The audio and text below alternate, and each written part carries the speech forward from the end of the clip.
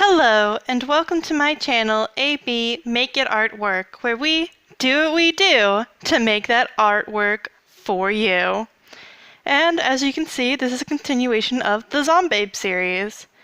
And I'm working on the second most voted on design, which was number 5, which is my Kawaii Gore ZomBabe.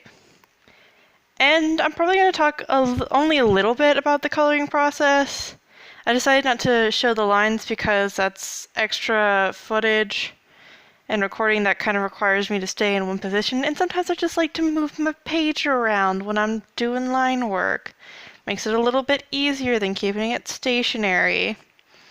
But I think I'm more so going to talk about the character and things about the character. So, as I have said, and in the title, this is my Kawaii Gore character, and the ideal for her design was that I really wanted something cutesy. I wanted something that looked like it was Lolita and really colorful, even though it's like zombies are super gory. And I wanted to kind of mix in that pastel Lolita kind of style with the also Kawaii Lolita, which is like scary Lolita, and just having those aspects kind of mesh together into one drawing was really kind of fun. I like to think that her backstory includes that she often was a designer for Lolita-esque costumes of different varieties, that she would go to photo shoots to show off her outfits and also go into competitions. And so she was at this sort of kawaii Lolita convention for a competition where she got first place for her outfit design. And while she was there, the zombie outbreak happened and she got infected. And so she's stuck wearing this really adorable outfit. And the kind of inspiration for the pose was actually a picture I found on Pinterest where there was a pinup model holding a hula hoop. I didn't feel like having my character holding a hula hoop, so I decided she's going to be holding onto some gory bits from maybe one of her victims, and in this case it's someone's intestine. And when I first drew it out, I made it look all chunky and stuff, because I always think, oh, this is probably what it looks like.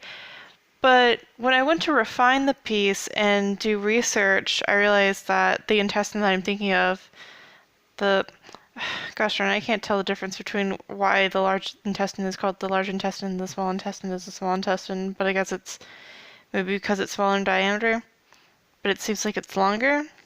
So yeah, she's holding onto, I guess, someone's small intestine, which is much smoother.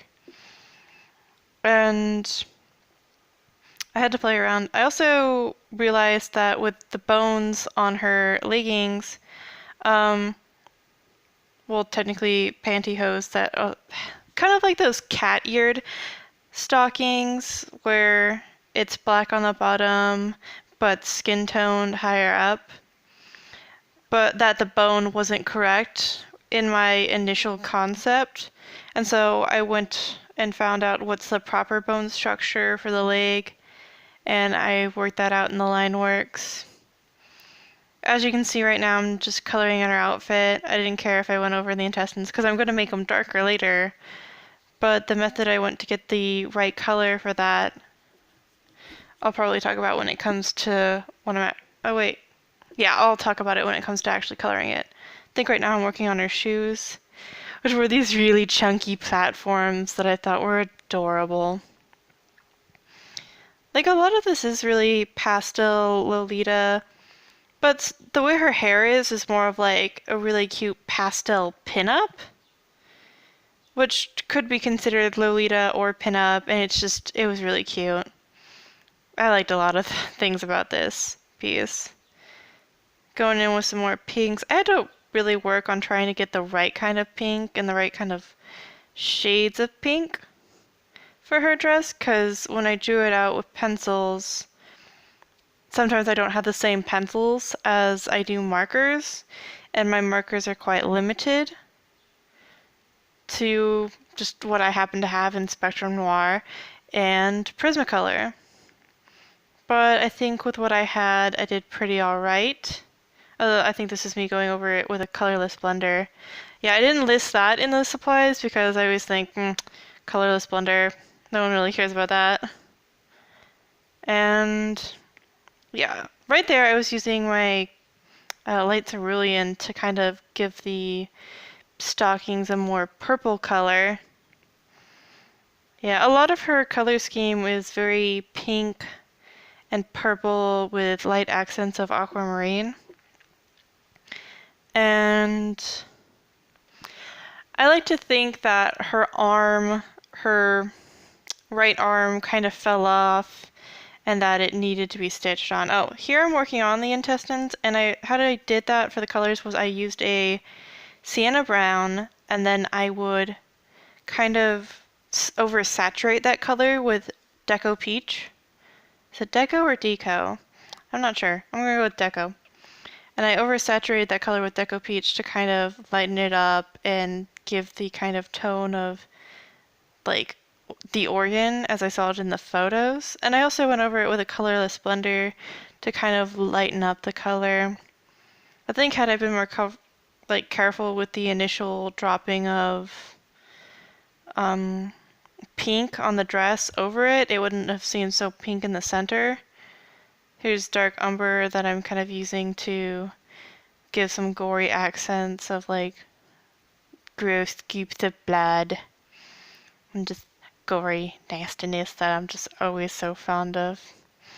Yeah, I didn't realize until a while later that my camera had stopped because of a darn advertisement on my phone, and I always hate that.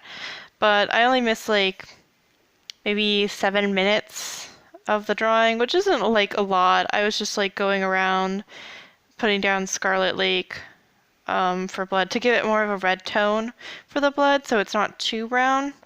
Because I found that it just looked like mud was on her dress with just the brown of the dark umber. So Scarlet Lake really made it look like there was actual blood on her.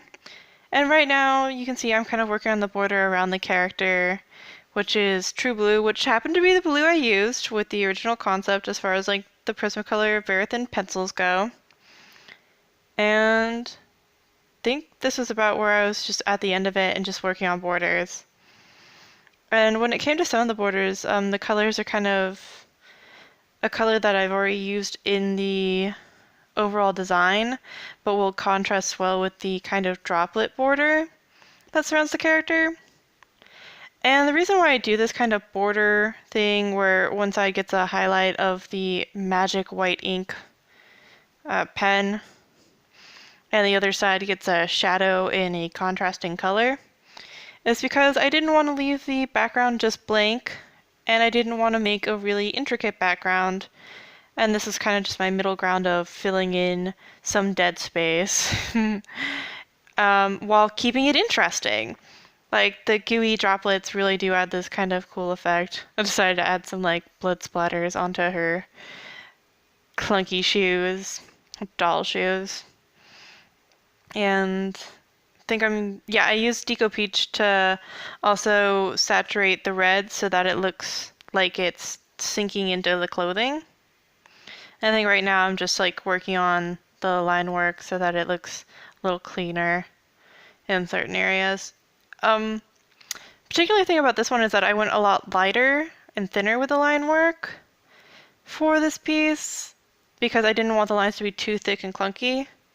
But yeah, if you want to find the pictures that I took of the finalized piece, you can find them on my Pinterest, my Instagram, and if you haven't already, maybe subscribe to my channel, stay for more sketchy content.